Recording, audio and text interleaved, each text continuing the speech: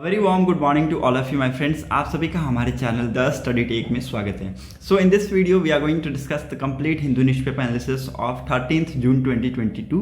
13 June 2022 के जितने भी इंपॉर्टेंट आर्टिकल एंड एडिटोरियल होंगे हम उनको डिस्कस करेंगे। तो वीडियो काफ़ी इंपॉर्टेंट होने वाला है, बहुत सारी इंपॉर्टेंट न्यूज़ आई है आप सबके लिए regarding exams point of view. Okay, so बिल्कुल स्किप मत कीजिएगा and watch till end. At the same time अगर आपको कंटेंट पसंद आता है देन प्लीज़ वीडियो को लाइक शेयर और चैनल को जरूर सब्सक्राइब कर लीजिएगा ताकि आपको हमारी वीडियो की ऐसी अपडेट मिलती रहे। Okay, at the same time video को जरूर शेयर कर दीजिएगा to all those student who are preparing for competitive exams as well. Okay, video bilingual होगा, it means I will speak in Hindi as well as in English. Okay, so there is no problem in understanding of my language. Okay, so let's move ahead and discuss the newspaper analysis. The very first important news from the headlines that Adani power project spark rows in Sri Lanka.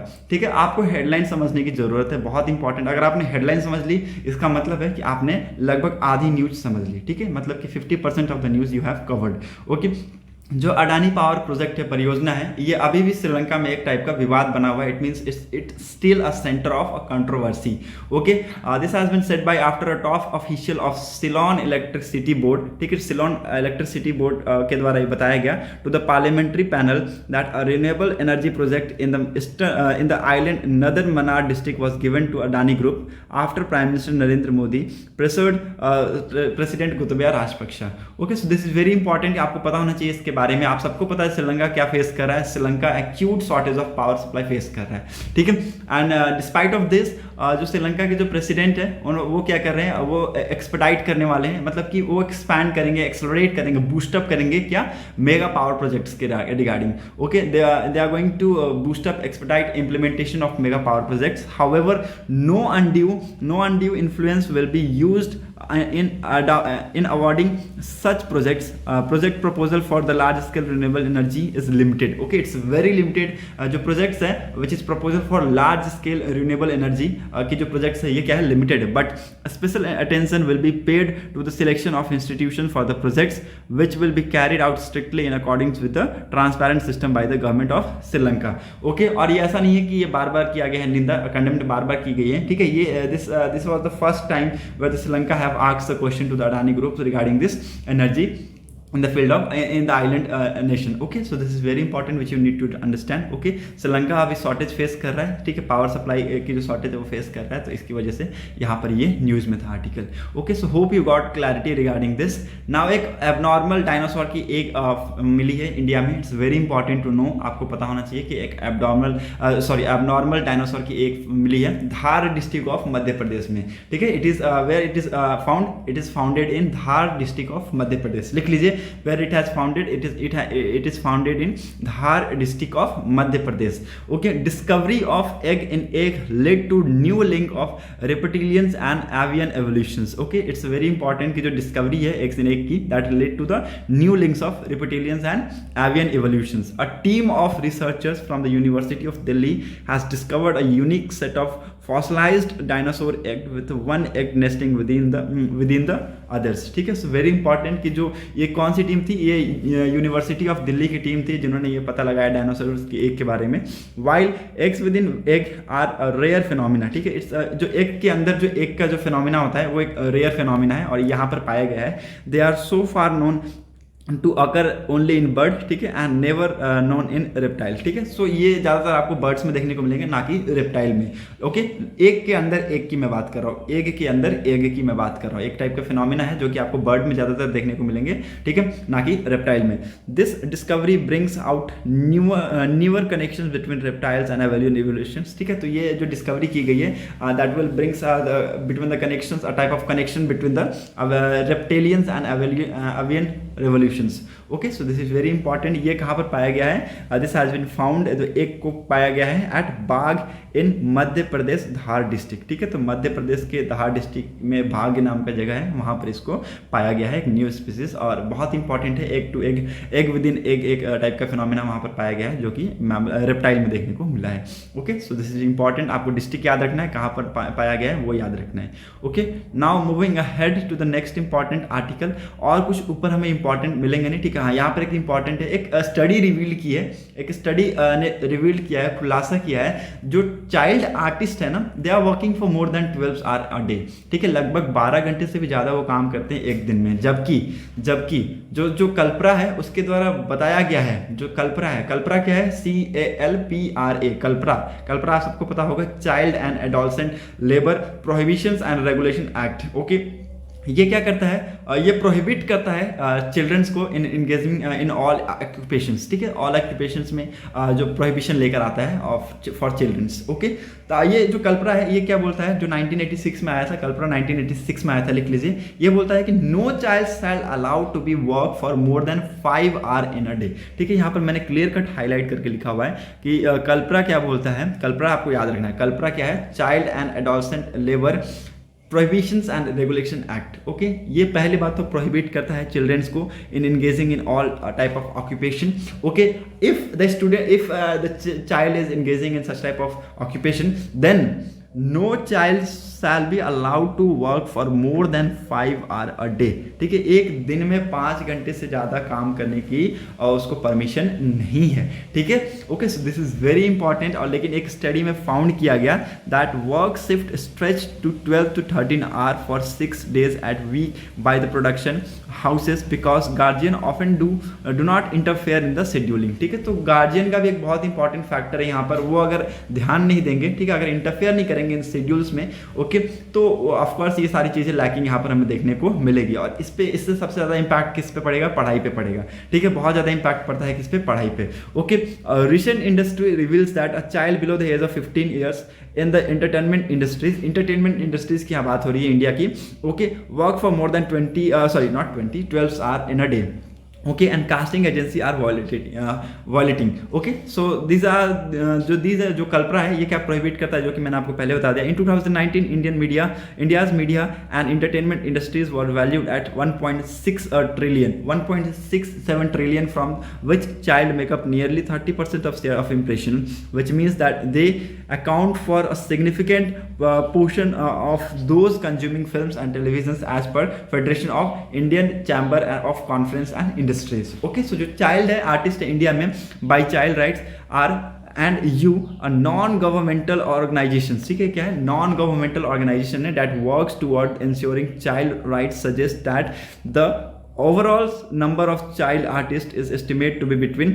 6,059 and 12,334 based on Media and Entertainment Skill Council estimate for 2017 and Census of India 2011 respectively, ठीक है। तो ये census के द्वारा बताया गया और skill council की एक एस्टिमेट निकाली गई, media and entertainment skill council की एस्टिमेट निकाली गई 2017 में, और सेंसस ऑफ इंडिया 2011 के रिस्पेक्टिवली के तहत बताया गया कि जो चाइल्ड्स राइट है, ठीक है, ये एक्चुअली जो चाइल्ड राइट्स हैं, ये कितने लगभग लोग यहाँ पर काम कर रहे हैं, लगभग 6059 के आसपास और 12334 के आसपास यहाँ पर काम कर रहे हैं, okay. There were nearly 3752 profiles of female child actors listed on this casting agency portals, ठीक है। तो लगभग कितनी फीमेल चाइल्ड यहाँ पर एक्टर्स हैं, 3752 एंड 4642 फीमेल मेल, ठीक है। तो मेल चाइल्ड एक्टर कितने हैं, 4642, ओके। सो ये सारी चीज़ें आपको याद रखनी है। और कल्परा के तहत ये बताया जाता है कि no shall be allowed to work more than 5 hours in a day, okay. और ये इनमें बहुत ही एक इंपॉर्टेंट फैक्टर प्ले करेगा गार्जियन का। गार्जियन अगर प्रॉपर ध्यान देंगे तो ये बहुत ही इंपॉर्टेंट, ये बहुत ही एक अच्छा तरीके से हम सॉल्व कर सकते हैं, ठीक है। और इससे हमें सीधा साधा इंपैक्ट देखने को मिलेगा किस पे, पढ़ाई पे, ठीक है। पढ़ाई पे इंपैक्ट देखने को ऑफकोर्स मिलेगा।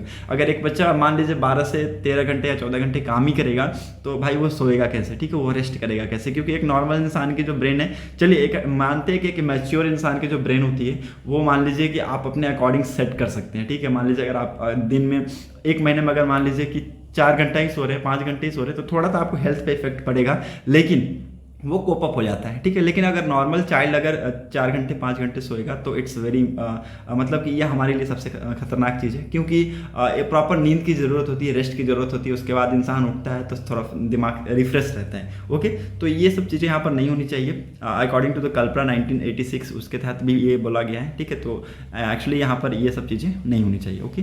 It should not be allowed to work for more than 5 hours in a day, okay. Now moving ahead, let's see other important article. आज कुछ एडिटोरियल इतना इंपॉर्टेंट नहीं है, ओनली आपको यहाँ पर क्रिटिक्स मिलेंगे, ठीक है। एडिटोरियल उतना इंपॉर्टेंट नहीं है, तो we are not going to discuss editorial, okay. हाँ, एक यहाँ पर एक ये इंपॉर्टेंट आर्टिकल था, इसको हम एडिटोरियल तो नहीं बोलेंगे, ऑपेट्स बोलते हैं इसको, ओके। तो इसको हम सबको पता है, ठीक है। अफगान के जो वुमेन्स है उसके जो राइट्स हैं, वुमेन्स के जो राइट्स, अफगानी वुमेन्स के जो राइट्स हैं वो एट रिस्क है। मतलब कि रिस्क का मतलब कि आप सबको पता है ना, खतरे में है, ठीक है।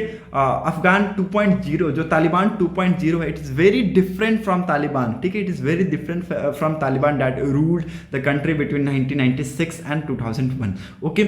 ये बहुत ही क्लियर स्पष्ट शब्दों में मैं बोल रहा हूँ कि जो तालिबान 2.0 आया, जो अभी तालिबान ने टेक ओवर किया अफगानिस्तान पे, बहुत ज़्यादा अलग है फ्रॉम तालिबान जो 1996 से लेकर 2001 में रूल किया था, ठीक है। It's very different, okay. Female के रिगार्डिंग उनके पास कोई भी राइट्स उनके लिए नहीं है, ठीक है। बहुत ज़्यादा रिस्ट्रिक्शन है, ठीक है। फीमेल को पढ़ाई करने नहीं दिया जा रहा है, ठीक है। और they were forced to labour force off, ठीक है। तो ये यहाँ पर जो डाटा दिखाया गया, आप उसके अकॉर्डिंग मैं आपको बता देता हूँ, ठीक है। जो फीमेल पार्टिसिपेशन है in Afghanistan labour force had climb from around 15% in 2009 to nearly 22% in 2019 during the frequent visit of various provinces of Afghanistan. It was always heartening to see women plays important role in government, parliament, the media, health, education sector and in civil society, okay। तो जहाँ पर जो women's हैं जो बहुत ही एक important factor play करती हैं in the taking decisions of government, parliament, media, health, education sectors as well as in civil society also, तो वहाँ पर वुमेन्स को पढ़ने क्यों नहीं दिया जा रहा है? Why were the restriction imposed over there, ठीक है। restrictions क्यों है इतने, ठीक है। ये सारी चीज़ें, ये सारी जो क्वेश्चन है अभी भी एक तरीके के जो कंट्रोवर्सी फॉर्म करती है वहाँ पर। और वुमेन्स को वहाँ पर घूमने का परमिशन नहीं है। अगर if they are going out then वो प्रॉपर बुर्का में जाएंगी, ओके। प्रॉपर उनका जो बॉडी है वो ढका हुआ रहेगा and they were not allowed to roam, ठीक है। विदाउट कोई मतलब से उनको बाहर घूमने के लिए नहीं दिया जाएगा, ठीक है। अगर कोई जेन्युइन रीजन है तो ही वो बाहर जा सकती है, ठीक है। और पढ़ाई के लिए तो शायद उनके पास कोई ऑप्शन नहीं है, तो बोलते शादी करो और अपना घर बसाओ, ठीक है। तो ऐसा करके उनका कुछ है, ठीक है। सो ये रिफॉर्म होने की ज़रूरत है, यहाँ पर कुछ अमेंडमेंट करने की ज़रूरत है। अफगान को जो तालिबान है उनको सोचने की ज़रूरत है, तालिबान गवर्नमेंट को सोचने की ज़रूरत है regarding the rights of the womens of Afghan, ठीक है। So this is very important. इतना जो था मैंने आपको क्लियर कर दिया, ठीक है। So now let's move ahead, ठीक है। आगे देखते हैं क्या कुछ इंपॉर्टेंट आर्टिकल हैं। और हाँ, ओआईसी के रिगार्डिंग मैंने आपको जैसा कि बताया था कि ओआईसी के रिगार्डिंग ये न्यूज़ आई हुई थी। आज के डेट में आप सबको पता है कि ओआईसी न्यूज़ में क्यों है। अगर आप नहीं जान रहे हैं तो आप प्रॉपर न्यूज़ को फॉलो नहीं कर पा रहे। If you didn't understand, if you didn't note yet till yet, okay, then you are not following the news, okay. आप प्रॉपर न्यूज़ को फॉलो नहीं कर रहे हैं, ठीक है। अगर ओआईसी न्यूज़ में है तो इसका पीछे का बहुत ही इंपॉर्टेंट मकसद है, इसके पीछे का बहुत ही बड़ा राज है, ठीक है।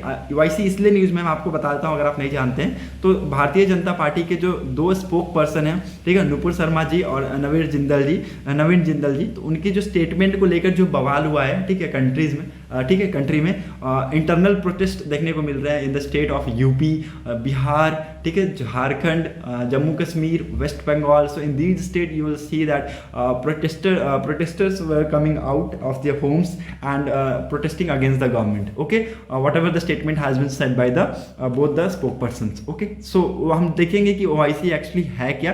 पहले भी मैंने आपको इसको बताया है, ठीक है, लेकिन आज मैं डिटेल में डिस्कशन करूंगा, ठीक है। क्या नेचर है, क्या रिलेशन है हमारे OIC के साथ, कैसा रिलेशन है, ठीक है, OIC है क्या, ठीक है, OIC का मेन फंक्शन क्या है, ये सब चीज़ मैं आपको इस वीडियो में क्लियर कर दूंगा। किस पे काम करता है OIC, कौन कौन से स्टेट इसमें लाइक करते हैं, ओके। So let's understand. पहले हम लोग देखते हैं व्हाट इज OIC, ठीक है, ऑर्गेनाइजेशन ऑफ इस्लामिक कंट्रीज, ठीक है। इसका full form not Islamic countries, Islamic cooperation, ठीक है। लिख लीजिए OIC का ऑर्गेनाइजेशन ऑफ इस्लामिक कॉपरेशन, ठीक है। इट्स वेरी इंपॉर्टेंट, पहले आपको फुल फॉर्म पता होना चाहिए, ठीक है। OIC claim to be collective voice of Muslim world, लिखते जाइएगा, बहुत इंपॉर्टेंट पॉइंट है, ठीक है। ये आपको फ्रेजेस में भी दे सकते हैं। OIC claims to be collective voice of Muslim world, बहुत इंपॉर्टेंट ये आर्टिकल है, इसलिए मैंने आपको बताया था कि वीडियो स्किप मत कीजिएगा, वो लास्ट तक देखते रहिएगा, ठीक है। एक FTA भी आया हुआ है, उसको भी मैं आपको बताऊंगा, FATF, ओके। इसको स्टैब्लिश किया गया था 1969 में। It was established at 1969 summit and Rabat, ठीक है। रब्बत कहाँ है? मोरक्को में है, ठीक है। रब्बत कहाँ है? मोरक्को में है।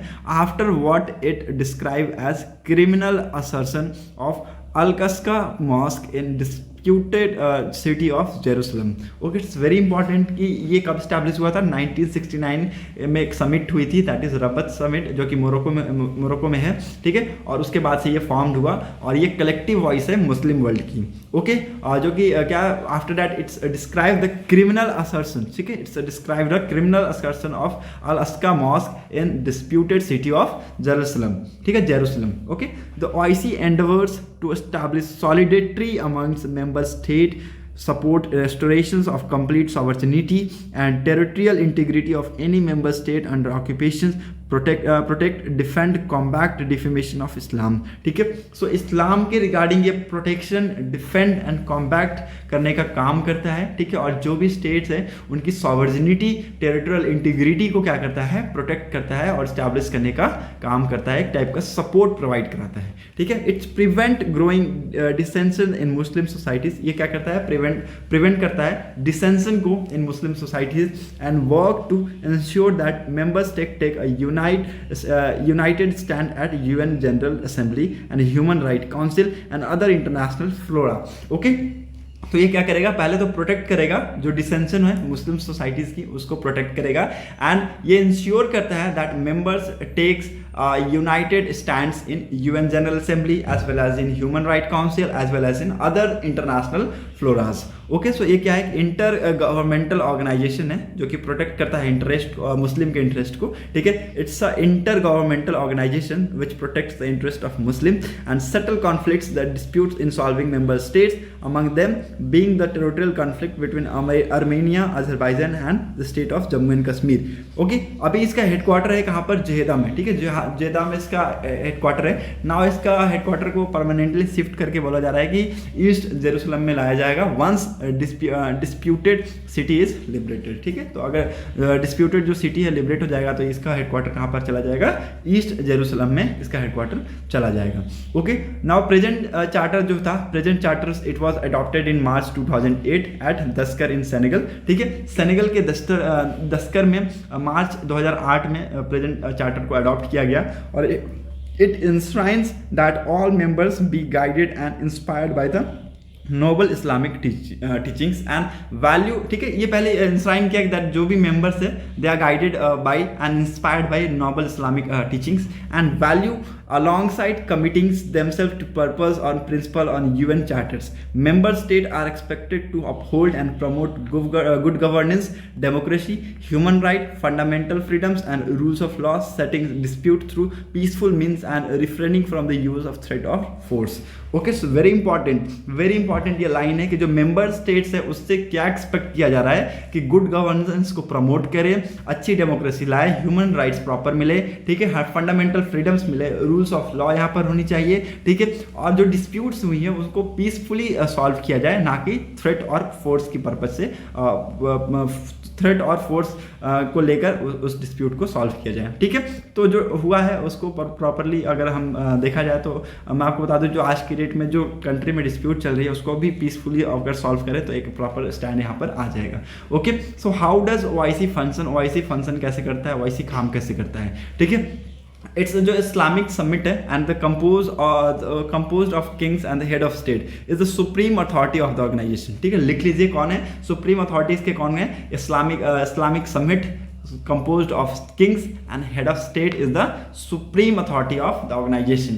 okay, the council of foreign minister is the chief decision making body। जो council of foreign minister है ये इनकी chief decision making body होती है and they meet annually to decide how to implement OIC general policies, ठीक है। और वो सालाना हर साल मिलते हैं और ये डिसाइड करते हैं कि जो OIC के जो जनरल पॉलिसीज हैं उसको कैसे इंप्लीमेंट किया जाए, ठीक है। बहुत इंपॉर्टेंट ये बात है, लिख लीजिए। जो फॉरेन मिनिस्टर है काउंसिल के उसकी वही डिसीजन होता है, चीफ डिसीजन मेकिंग बॉडी होते हैं वो, और ये सालाना मिलते हैं to decide the OIC general policies. Okay, very important कि अभी जो करंट सेक्रेटरी जनरल है उनको आपको पता होना चाहिए, former foreign affair minister of Chad Hussein Brahim Taha, ठीक है।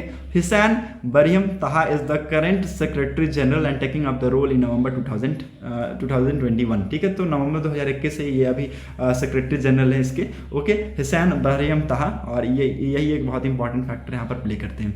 ओके, नाउ इंडिया का क्या स्टांस रहा है रिगार्डिंग ओआईसी, इंडिया का क्या रिलेशनशिप रहा है रिगार्डिंग, तो हमेशा से मैं आपको बोलता रहा हूँ कि इस्लामिक कंट्रीज से हमारा जो रिलेशन है हमेशा कंट्रोवर्शियल ही रहा है, मतलब कि हमेशा आसान नहीं रहा है। जबकि हम देखेंगे कि हमारे कुछ कंट्रीज ऐसे हैं जो कि इस्लामिक कंट्रीज हैं, जो कि ओआईसी के मेंबर हैं, बल्कि हमारा उनके साथ रिलेशन भी बहुत अच्छा है। Like take an example of UAE, Saudi Arabia, ठीक है। तो इन सारी कंट्रीज के साथ हमारा रिलेशन बहुत अच्छा है। इवन इसराइल के साथ मैं अगर आपको बता दूं तो डिफेंस कॉपरेशन वगैरह डील वगैरह साइन हो रही है, ठीक है। तो इन सारी कंट्रीज के साथ रिलेशन हमारे अच्छे हैं। लेकिन कुछ ऐसी कंट्रीज है जहां पर हमारे जिनके साथ हमारे चैलेंजेस और जिनके साथ हमारे रिलेशन बहुत ज़्यादा खराब है, हम बहुत ज़्यादा चैलेंजेस फेस करते हैं। लाइक पाकिस्तान हो गया, ठीक है, और भी अदर कंट्रीज हैं, ठीक है। तो we can not take an example of that countries, ठीक है, हम नहीं ले सकते। लेकिन पाकिस्तान हमेशा से क्रिएट किया हमारे लिए, तो मैं इसका हमेशा से एग्जाम्पल सेट किया हूँ, ठीक है। So in 1969 Islamabad opposition to Indian participation at first OIC planetary resulted, ठीक है। तो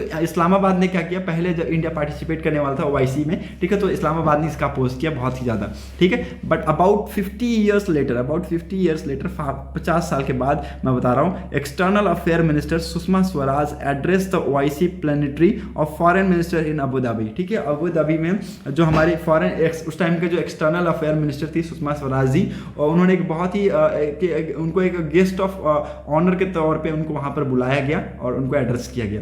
okay, the invitation was extended by UAE foreign minister Sheikh Abdullah bin Zayed Al Nahyan, ठीक है।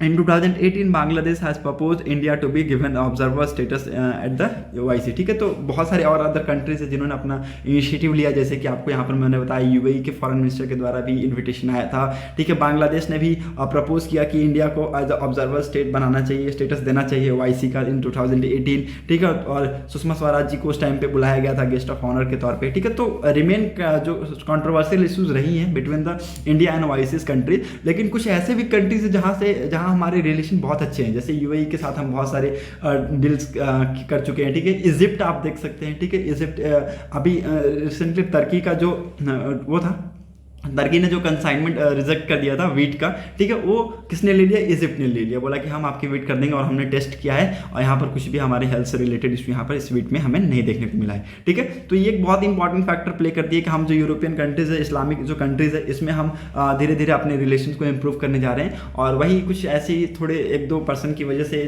1-2 स्पोक पर्सन की वजह से इस टाइप के जो स्टेटमेंट्स है वो आ जाती है। लेकिन इन दोनों जो बीजेपी स्पोक पर्सन, इन दोनों का ये बिल्कुल भी मकसद नहीं था कि लोगों को बिल्कुल हर्ट हुए, ठीक है, लोग हर्ट हुए, ओके। और ये उन्होंने ऑफकोर्स इसकी अपोलोजाइज भी किया है, ठीक है, अपोलोजाइज भी किया है, उन्होंने माफ़ी भी मांगी है कि हम बिल्कुल हम शर्मिंदा है कि अगर हमने आप सबको अगर दुख पहुंचाया है, ठोस पहुंचाया है, तो हम बिल्कुल भी उसके लिए शर्मिंदा है, ठीक है। सो ये आपको hope you got clarity OIC के रिगार्डिंग, और भी आगे कुछ मुझे बताने की ज़रूरत नहीं होगी। आई थिंक आपको क्रिस्टल क्लियर हो गया होगा। Now moving ahead, FATF and the Pakistan position on it grey list, ठीक है। तो FATF और पाकिस्तान का बहुत पुराना रिश्ता है, मैं अगर आपको बता दूं तो बहुत पुराना रिश्ता है ये।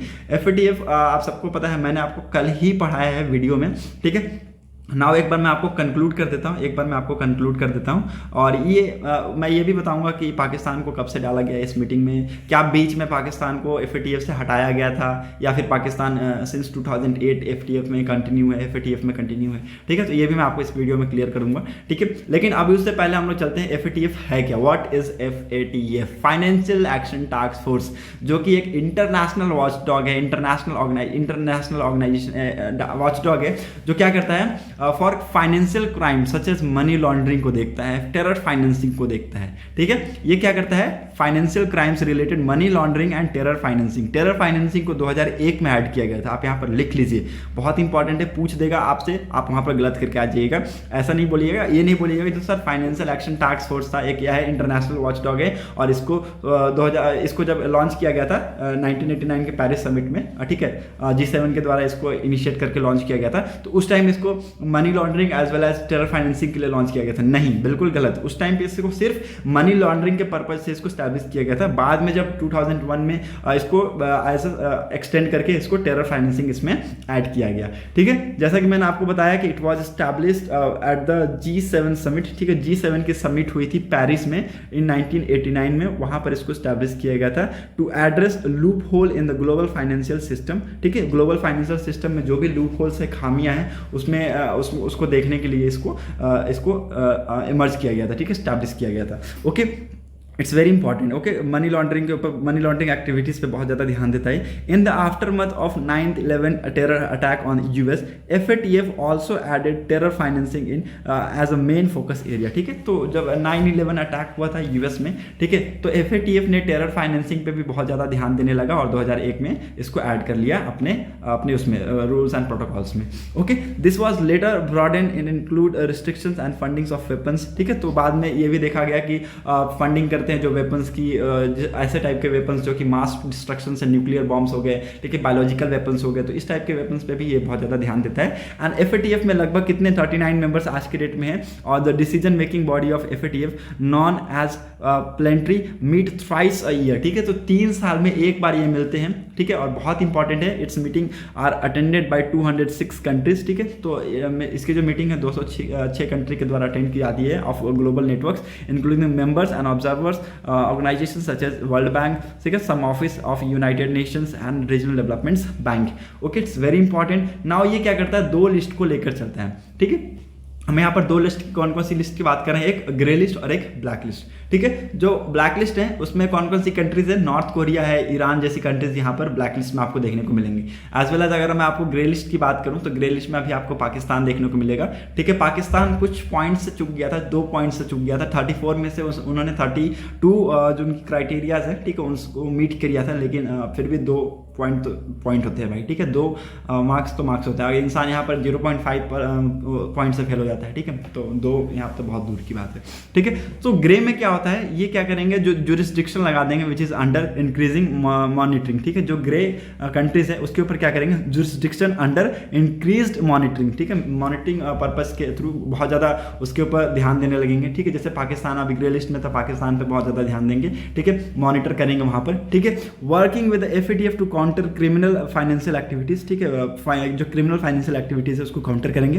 For such countries the watchdog does not tells other members to carry out due diligence measures vis-a-vis the country list sorry the country listed the listed country, but does tell them to consider the risk such country poses. Currently 23 countries including the Pakistan is in grey list, ठीक है। लगभग 23 countries के साथ साथ पाकिस्तान भी इस grey list में है, ठीक है। आपको पता होना चाहिए कि ग्रे लिस्ट में लगभग 23 कंट्री हैं including Pakistan in this list, okay. और ब्लैक लिस्ट में क्या होता है, कॉल फॉर एक्शन, ठीक है। It's very important, high risk jurisdiction subject to call for action, ठीक है। इस कंट्री के रिगार्डिंग एक्शन ली जाएगी, इसको फाइनेंशियल असिस्टेंस नहीं दिया जाएगा, और भी बहुत सारी जगह हैं वहाँ से इसको कट कर दिया जाएगा, ठीक है। अगर कोई कंट्रीज अगर आप FATF की लिस्ट में आ जाती है तो देखिए उसके साथ क्या क्या होता है, मैं आपको बता देता हूँ, ठीक है। अगर मान लीजिए FATF की लिस्ट में अगर कोई कंट्री आ जाती है तो उसको क्या किया जाएगा, कोई भी कंट्रीज कहीं भी से भी उसको, जो भी ऑर्गेनाइजेशन है जैसे कि IMF हो गया, ADB हो गया, ठीक है, तो जो भी है वहाँ से उसको, यूरोपियन यूनियन हो गया, यहाँ से उसको फाइनेंशियली असिस्ट नहीं किया जाएगा, ठीक है। You can see being the list under FATF list make it hard for the country to get aids from organisation, ठीक है। कोई भी टाइप की, किसी भी टाइप की मदद उस कंट्रीज को नहीं दी जाएगी, ठीक है। इंटरनेशनल मॉनेटरी फंड हो गया, एशियन डेवलपमेंट बैंक हो गया, यूरोपियन यूनियन हो गया, और उसकी पूरी कैपिटल इनफ्लो पे भी असर देखने को मिलेगा, फॉरेन डायरेक्ट इन्वेस्टमेंट पे भी असर देखने को मिलेगा, एंड पोर्टफोलियोज फ्लो में भी आपको उस पर असर देखने को मिलेगा, ओके। पाकिस्तान इस लिस्ट में 2008 से है, पाकिस्तान इस लिस्ट में 2008 से है, और वो वीकनेसेस पे काम कर रहा है in fighting terror financing and money laundering, ठीक है। मनी लॉन्ड्रिंग आपको पता है, और टेरर फाइनेंसिंग सबसे ज़्यादा पाकिस्तान में ही देखने को मिलता है, और इसी की वजह से 2008 में पाकिस्तान को इस लिस्ट में डाला गया था, ठीक है। Now in 2009 the country began to cooperate with FATF like regional body is APG, Asia Pacific Groups, and ठीक है। तो ये 2008 में इसको जब पुट किया गया इन दिस लिस्ट, ओके, तो 2009 में कंट्री ने कॉपरेट करना काम किया FATF के साथ, ठीक है। एशिया पैसिफिक ग्रुप्स के साथ इन्होंने कॉपरेट करने के लिए काम किया, ठीक है। और ऐसा नहीं है कि जो पाकिस्तान है 2008 से रिमेन इस लिस्ट में, 2015 में इसको निकाला गया था, ठीक है। और इनका ढांचा देख के, इनको देख के 2015 में इनको निकाल दिया गया था, ताकि ये लग रहा था सुधर गए, ठीक है। वापस इनको 2018 में पुट बैक कर दिया गया, बोला नहीं, आपके जो ढांचा और सांचा है वो उसी टाइप के, ठीक है। It was given 27 point action plan to restrict terror financing activities, ठीक है। तो आफ्टर मैंने आपको बताया था 34 एक्शन पॉइंट से, उसमें 32 पे मेट किया, और बोला कि 32 हम लोग मेट किए हैं, 2 बची हुई हैं। तो इन मार्च इन्होंने ये इन्फॉर्म किया था टू FATF, और FATF ने इनको टाइम दिया है टिल जनवरी 2023 तक टू कंप्लीट 2021 प्लान्स, ठीक है। तो 2021 जो प्लान्स है उसके रिगार्डिंग 2023 जनवरी तक इनको टाइम दिया गया है कि आप अपने जो 34 पॉइंट्स उसको कंप्लीट कीजिए और हम आपको FATF के ग्रे लिस्ट से निकाल देंगे and you will be able to take the aids from IMF और ADB and European unions and आपकी जो कैपिटल इन्फ्लो सब कुछ है, सब कुछ सही हो जाएगा। जो कंट्री के जो फाइनेंशियल स्टेटस है वो सुधरने लगेगी धीरे धीरे। Okay, so hope you got clarity. अगर आपको समझ में आया होगा तो प्लीज़ वीडियो को जरूर शेयर कर दीजिए और वीडियो को लाइक कर दीजिए। अगर बहुत ज़्यादा पसंद आया वीडियो तो चैनल को जरूर सब्सक्राइब कर दीजिएगा, ठीक है, ताकि वीडियो ऐसी आपको मिलती रहेगी हमेशा, ठीक है। मूविंग अहेड, नेक्स्ट हम लोग देखते हैं क्या कुछ इंपॉर्टेंट और भी आर्टिकल्स है। हाँ, India in talk for more Apache and Chinook helicopters, Chinook and not choppers, ठीक है। वेरी इंपॉर्टेंट कि इंडिया मोर चाहता है कि अपाची और चिनूक चॉपर्स हो, ठीक है।